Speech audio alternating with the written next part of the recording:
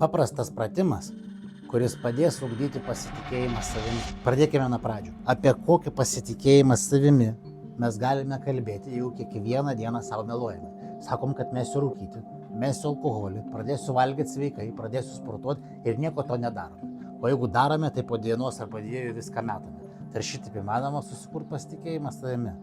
Aš labai abejoju. Ką tokiu atveju daryti? Pradėkim nuo labai mažų žingsnelių. Ne visą obuolį susikiškim į burną, o susipjaustykim smulkiais gabaliukais. Ką tai reiškia? Jeigu nori sportuoti, padaryk 5 atsispaudimus per dieną ir daryk kiekvieną dieną. Nenueik miegoti tol, kol nepadarysi. Pradėk valytis dantis ne vieną kartą, o 2 kartus dienoje ir nenueik miegoti tol, kol to nepadarysi. Svarbu yra susikurti pirmus žingsnius, kurie būtų labai lengvai padaromi ir tęsti juos tol, kol praeis mėnesis, 2, 3, gal savaitę bent jau. Ir pamatysi, kad sau duotų pažadų tu laikaisi. Tokiu būdu tavo pasitikėjimas pakils ir galėsi imtis iššūkių, kurie bus didesni.